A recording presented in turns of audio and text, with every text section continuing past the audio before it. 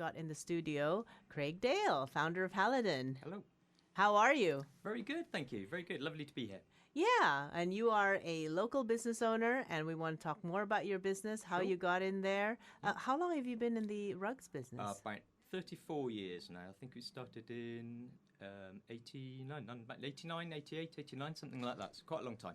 So you might be thinking I'm sitting in the studio with someone who looks extremely old. It's obvious that Craig started in the business when he was 10. I was 21. Well done you. You've got quite a reputation, Yeah, you know, thank and you. all in a positive sense of the word. How did you get into it? What drove you into thinking, I want to get into carpets and rugs? Okay, so it all started back in the late 80s when I was a laboratory assistant working for Imperial Tobacco at the old Hartcliffe factory. And while I was there, I met a guy who had a friend in Holland who turned out to be a Turkoman collector, rare Turkoman Russian tribal rugs.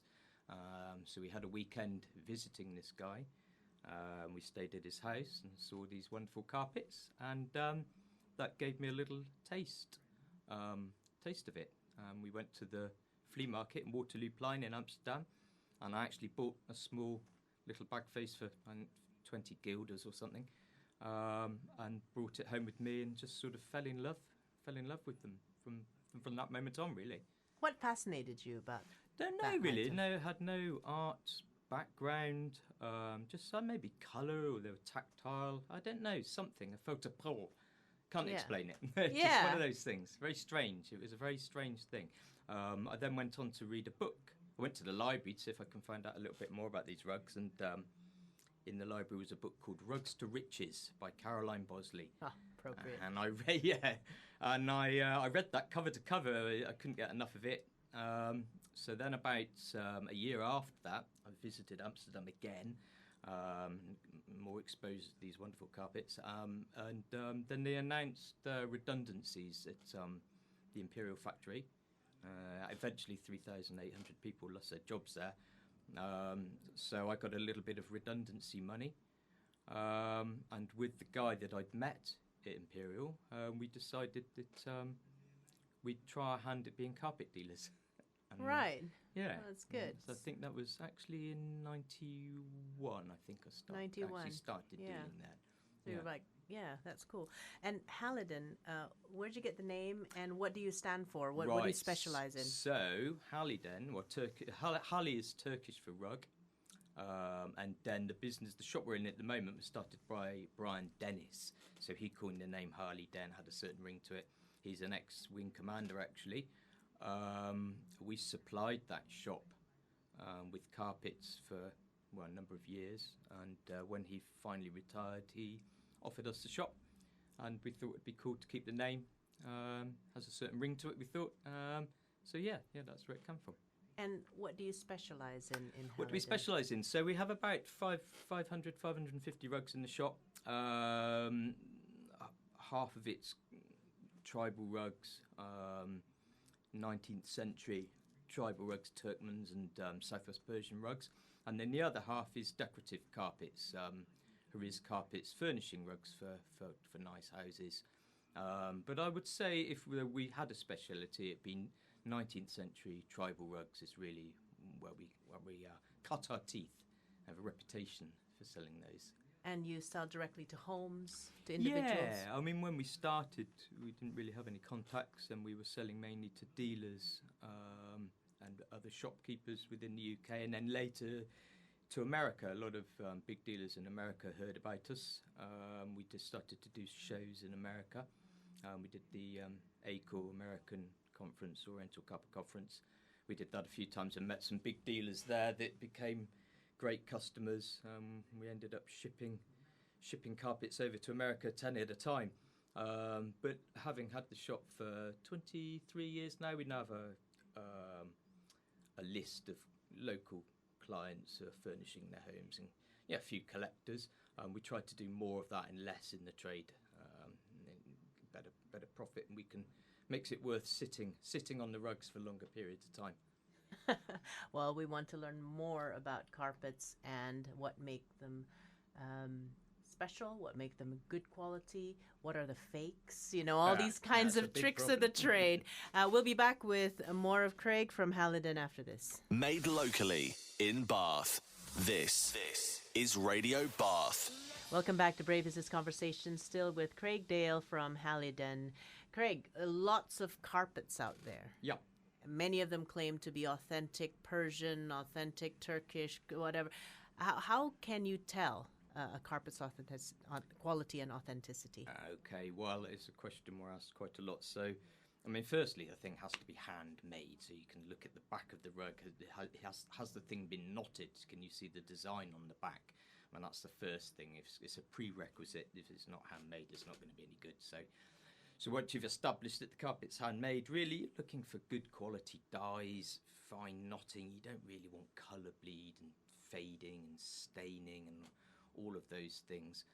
You have to understand a little bit about the background, about the history of these things. So the golden period for most of the stuff we see on the market these days was rugs made between about 1880 and about 1920. After 1920, the quality, due to many things, but mainly commercial pressure, the quality fell off a cliff.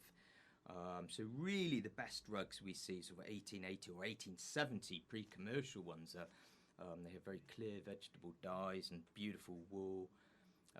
After that time, commercial pressure mounted, so that by the time we got to the 1920s, we saw fluorescent pink carpets and orange carpets, all sorts of funky colours, very low quality wool from slaughtered sheep, and really carpets made after 1920 invariably aren't, to be avoided at all costs.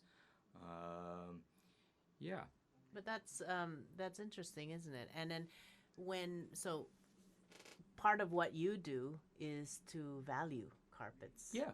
And that's what you do. You look at the knotting. Yeah, I mean, carpets really, they're valued on age, quality and condition. Those are the three things. Clearly, an early rug, beautiful quality in mint condition is going to be worth a lot of money. If it's worn out, or if it has bad colours, or if it's a combination. Normally, it's a combination of those things, and you kind of get a feel for what things sell for. What you can ask for them. Right at the moment, we've seen a big spike in prices for anything decent in the auctions, due to Brexit and demand. Actually, they've become quite popular again recently.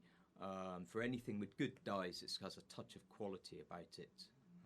Yeah, and tapestries have come back as well, haven't they? Yeah, tapestries, particularly if they're small and interesting. I mean, a lot of beautiful big tapestries have been cut down. Dealers over the last decade or so have realised that they can get more money for a huge tapestry if they cut it into 6 pieces. And yeah, they have, particularly if they're 17th century, or early if they're right. Yeah, they've become very difficult to buy in the auctions. The competition's fierce for them. Yeah. Yeah. And I remember the first time one of the first times we met, you were teaching me about rugs and everything, and you said you can also tell that certain colors are valued more than others. If it's just a traditional red and blue, that's kind of pretty common, but there's certain colors to look out for. Yeah, I mean, I think you really are talking about decorative. I mean, the market's really split into collectible rugs. People, enthusiasts buy them, people that understand what they are and with a culture behind them. And but the biggest part of the market is for decorative carpets, rugs to decorate, furnish people's homes. Now, those carpets, they don't want red and blue, and unfortunately, most Persian carpets, certainly the 20th century stuff, is red and blue. That's really gone out of fashion, and there's a lot of that around. People are looking for soft, muted colours, preferably with great big all-over designs and no medallions. And those carpets are valuable and prized, and we've seen a big jump in the price of those certainly over the last 10 years or so. Yeah, no, that's interesting. And all these natural colours, actually, you said they're quite resilient. Yeah, I mean, it's a bit of a common misconception, really, that natural dyes fade, and they don't. It's later synthetic dyes that fade. So if you were to, for instance, to visit the V&A Museum in London, you'll see some fantastic 16th century carpets on display there. There's no fade. The colours are absolutely like the day where they were made. They're crisp and fresh. Compare that to carpets made in the 1930s that started life as fluorescent orange and now almost white, where they faded out. And there's a difference between the lost art of vegetable dyes and the later aniline dyes, effectively from a tin. Are there modern carpet companies that use vegetable dyes? Very, very limited now. It costs so much. I mean, they need to grow the raw materials, the madder and the indigo. There's an absolute art to dyeing the wool with these things. A carpet with really good natural dyes and great wool would be so expensive to produce now.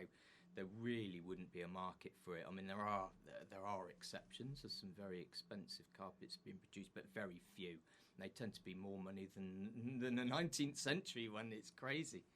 Yeah, that's amazing. What's the effort that you put in to create a quality carpet? Yeah, well, people think it's just making a carpet. It's just the weaving of it. And actually, the weaving is just a one step in it. They need to produce the wool, the shiny wool from the front of a mountain sheep, and they need to spin it, and then they need to produce the dye stuff and dye the wool, and then of course they need to weave the carpets or hand spun foundation, what have you. And then once the carpet's been woven, they need to cut the pile down and finish it.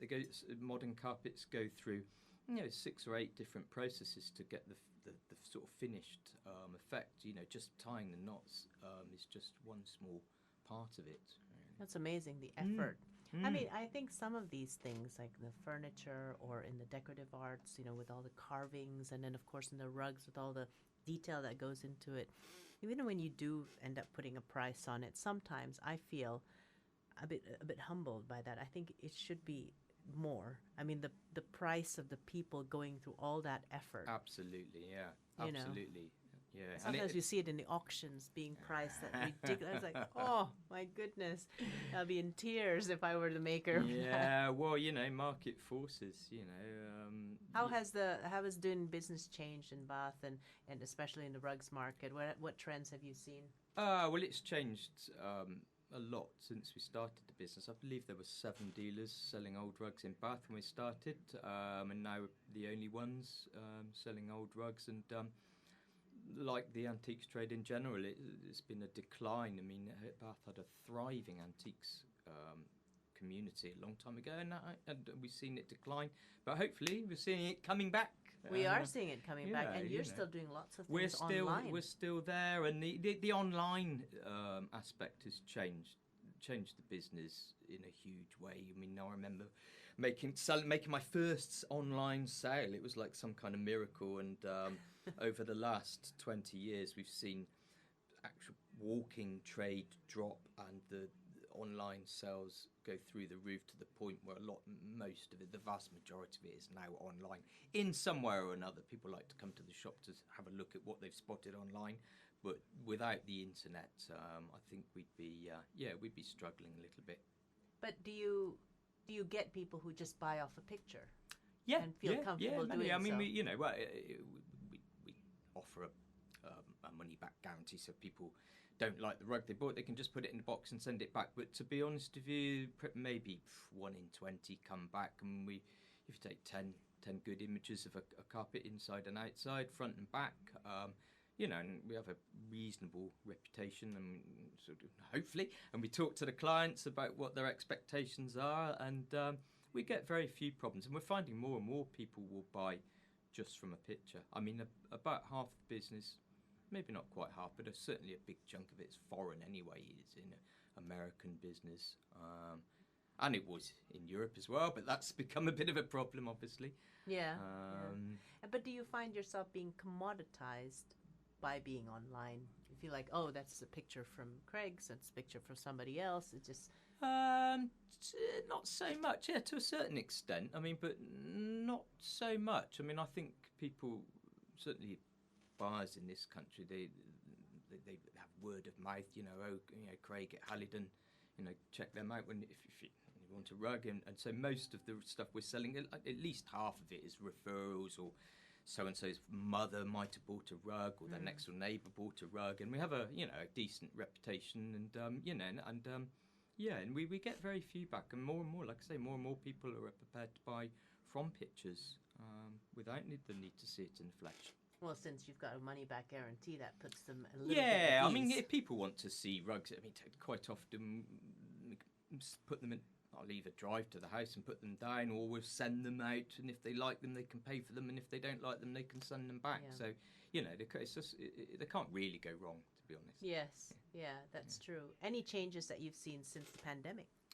Yeah. Well, I mean, we did quite well in the pandemic. I think people obviously weren't going on holiday. There was a lot of money around, and yeah, we found. I went from thinking that the business was finished, we couldn't open the shop. There's a panicking about it. So actually, it was one of our best years ever. Interesting. We have about 400 or 500 rugs online, and it was busy actually. The real problem is replacing the stock.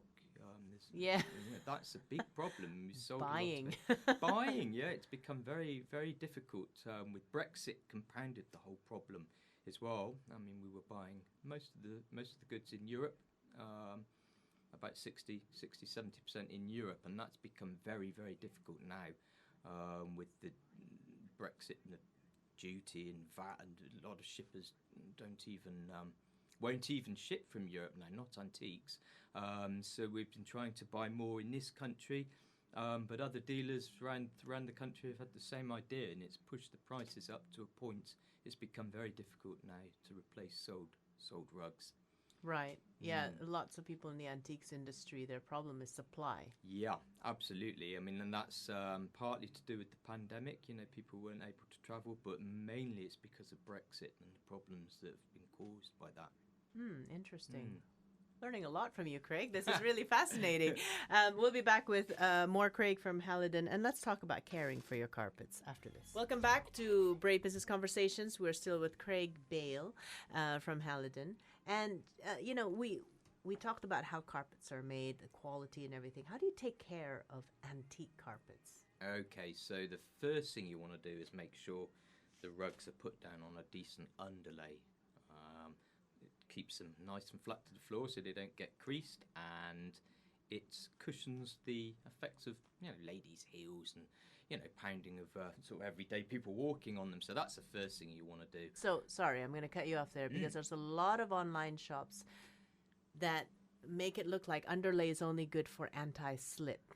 And actually, they'll say, you don't need the underlay, you just need the corner pieces to keep it down. But you actually do need the cushioning. Absolutely. I mean, ultimately, if there's a very thin 19th century silk rug, if you use the little plastic rubber corner pieces, eventually you'll get lovely corner-shaped ridges of wear on each end of your rug. No, you want to use, we use a resin-based underlay. It's very thin, contains a little bit of resin. Moths hate it. It lasts for years and years. It's not too expensive, and it really does help look after those valuable carpets. But the other thing we would say is get the carpets professionally cleaned. Depending on where it is in your home, certainly every 3 to 5 years you'll want to get the thing properly cleaned, beaten, put in a wash pit and centrifuged, and were appropriate moth-proof, because that's a big problem at the moment, particularly in Bath, actually. Do you have to treat the carpet for moth-proof? Yeah, so, I mean, actually deep cleaning carpets professionally is probably 90% of the effective bit of moth treatment, but we'll treat them with permethrin if there is an existing problem, and also use a bit of the stuff you can put in the rinse water. We use a product called Repel. I think it contains magnesium silicate, and it doesn't kill moths, but they hate it. They don't go near it. I mean, every other rug coming into the shop at the moment seems to have traces of moth in it. It used to be 1 in 10, and now it's not every rug, but if I look for it, I can normally find it. And we've seen some very valuable rugs absolutely destroyed with moths over the last 10 years or so. It gets worse and worse every summer, the problem does.